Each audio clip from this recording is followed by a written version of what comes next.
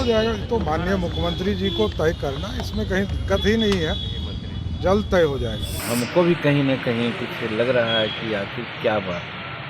और जहाँ तक विस्तार का सवाल है, मुख्यमंत्री ने कहा था कि 1-2 रोज के अंदर ही हम विस्तार कर देंगे।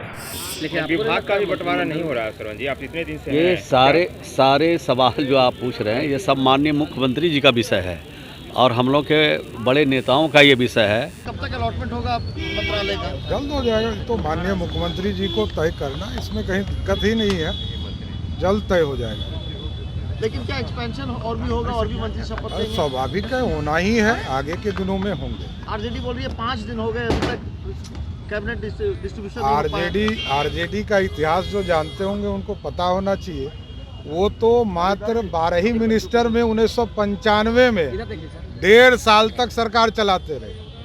ये कौन, ये तो 9 मिनिस्टर हैं, 2 डिप्टी सीएम हैं, और आगे भी जल्द ही हम लोग करने वाले हैं। अब नीति है 5वीं बार है वो अरविंद केजरीवाल को समन भेजी है। देखिए, भ्रष्टाचारी नहीं बच सकते, ये गारंटी है। गारंटी स्पष्ट तौर पर नरेंद्र मोदी जी की सरकार का है कि जो भ्रष्टाचार करेगा उसको जेल जाना। अच्छा, एक चीज बताइए, वहाँ जब इन लोगों ने सरकार बनाने का प्रस्ताव दिया तो वहाँ तो महामहिम राज्यपाल ने तुरंत निमंत्रण भी दिया। देखिए, जो भ्रष्टाचार करेंगे उसको तो कार्रवाई करना, सामना करना। पूजा शुरू हो गई, एकदम अच्छी बात है, भगवान की पूजा। सरकार में भी और विभाग के बंटवारा में भी 44 साल से हम हैं। हमको ऐसा लगा कि जब मंत्रिमंडल का विस्तार हुआ या बना है तो सुबह में या दिन में वोट होता था और शाम में बंटवारा हो जाता था विभाग। इस बार न होना हमको भी कहीं न कहीं कुछ लग रहा है कि आखिर क्या बात। और जहाँ तक विस्तार का सवाल है, मुख्यमंत्री ने कहा था कि 1-2 रोज के अंदर ही हम विस्तार कर देंगे। तो 2 घटक 3 घटक हैं इसमें, भाजपा हैं, हम लोग हैं, जदयू है। तो जदयू की तरफ से तो कोई नहीं है जैसा समझ में आया है। तो भाजपा से कहीं न कहीं इस देने में विलम्ब हो रहा है। हमको मालूम हुआ कि 2 बार दोनों डिप्टी चीफ मिनिस्टर मिले हैं, मामला सॉर्ट आउट हो गया होगा और हम समझते हैं कि 5 तारीख तक विस्तार होगा और विभागों का भी बंटवारा हो जाएगा। और 5 तारीख तक यदि हो जाता है तो इसको विलम्ब नहीं कहा जाएगा। चाहिए, हमारी मांग भी थी आप लोगों के माध्यम से कि हमें 2 मंत्री पद चाहिए। और आपने देखा कि निर्दलीय मंत्री लोग हैं, उनको मंत्री पद दे दिया गया। ठीक है, एक भारतीय जनता जदयू में मिल गए हैं, उनको मिला या मिलेगा, लेकिन निर्दलीय विधायक हैं उनको मिला और मनचाहा विभाग भी मिलने की बात चल रही है। तो वैसी परिस्थिति में हमारा क्लेम मजबूत होता है और हमने मांग किया था। और बात भी सही है कि मगध क्षेत्र एक तरफ शेड्यूल कास्ट की बहुलता है तो दूसरे तरफ सवर्णों में भी कदावर नेता की आवश्यकता है। और सवर्णों में कदावर नेता हमारे पास हैं अनिल सिंह, 4 बार विधायक रहे हैं, मंत्री रहे हैं, उन पर किसी प्रकार का आरोप नहीं रहा है। तो वैसी परिस्थिति में हमने मांग की थी कि 2 दीजिए। और इस पर हम नित्यानंद राय जी से बात किया है और अमित शाह जी से भी बात किया। हालांकि अमित शाह जी ने अपने थोड़ा सा उसमें बोले कि थोड़ा मुश्किल लगता है, लेकिन हम समझते हैं कि वो मुश्किल को आसान करना हमारे अमित शाह जी के लिए कोई बड़ी बात नहीं है।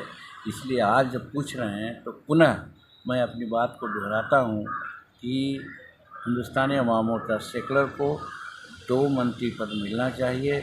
और सामाजिक सामंजस्य के लिए भी मगध में एक शेड्यूल कास्ट को मिला है तो एक सवर्ण को भी मिलना चाहिए, ताकि सवर्णों का वोट कंसोलिडेट होकर के हम लोग को मिले। इसलिए हमारी मांग है। तो 5 तारीख को होगा विस्तार। मैं तो समझता हूँ कि आपके माध्यम से अगर ये बात हो रही है तो उनके कानों में जाएगी। हालांकि हम मुख्यमंत्री से भी बात किया है और फिर नित्यानंद राय जी से बात किया है जो कोऑर्डिनेटर थे, और अमित शाह जी से भी बात किया है। सिर्फ भाजपा के लोगों से हमारी बात नहीं हुई है। तो हम भाजपा के लोग से भी बात करना चाह रहे हैं कि आप मेजर दल हैं, तो वैसी परिस्थिति में आप भी इस बात को रखिए कि ताकि हमको 2 पद लगता डिमांड्स यही है कि हमको मिलना चाहिए। अगर नहीं देते हैं तो इनजस्टिस होगा।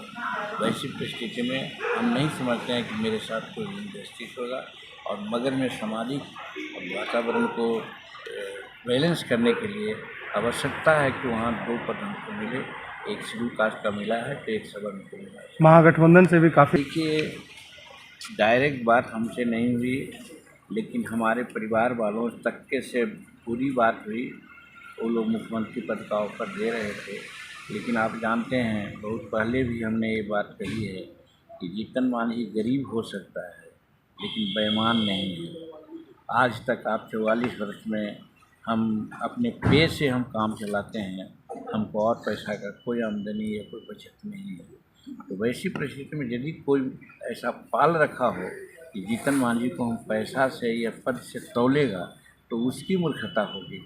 और वो नहीं समझता है कि एक बार जब कमिटमेंट जीतन मांझी कर दिया तो उस कमिटमेंट के लिए वो अंत तक रहेगा। और आज वही है, हम एनडीए के साथ हैं, नरेंद्र मोदी जी के साथ हैं। कोई भी कुछ कहेगा, हम पद हमारे सामने कुछ नहीं।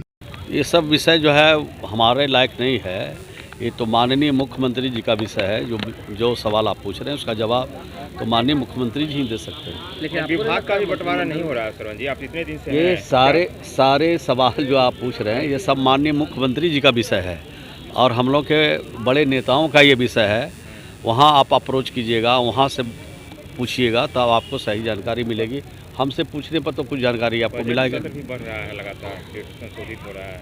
वो तो जो नियम है, प्रक्रिया है, जो कानून कहता है उसके हिसाब से सारी चीज़ें चलती है। बहुमत मिल जाएगा ना आप लोग को 12 तारीख को? विधानसभा अध्यक्ष अभी तक इस्तीफा नहीं दे रहे हैं। उसमें कहाँ संशय की स्थिति है? नहीं, कहा जा रहा है कसम कस है, माहौल बना हुआ है। कोई कसम कस नहीं है। अखबार में, टेलीविज़न में, सोशल मीडिया पर कसम कस चलता है। सारे लोग इंटैक्ट हैं और मजबूती से नीतीश कुमार जी के पीछे चट्टान की तरह खड़े हैं। पर तेजस्वी यादव ने तो कहा था कि अभी खेला बाकी है। अरे भाई, हम अगर हमको कोई कुछ नहीं बिगाड़े तो हम दुनिया को बिगाड़ सकते हैं। ये कौन बात है? जिन जो हटते हैं वो कुछ न कुछ बोल करके अपने मन को ठंडा रखते हैं। जब जगह से बेजगह होते हैं तो कुछ बात कह के अपने समर्थकों को थोड़ा टाइट रखते हैं। तो ये सब तो राजनीति में चलता रहता है। हम लोग आज से थोड़ी देख रहे हैं। आरजेडी का कि पेंच फंस गया है मंत्रिमंडल विस्तार में। नहीं, आरजेडी को कैसे मालूम है? वो थोड़ी शामिल हैं जो पेंच फंसा रहे हैं। कोई पेंच नहीं है, सब स्मूथ है, सब सही है, सब अच्छा है।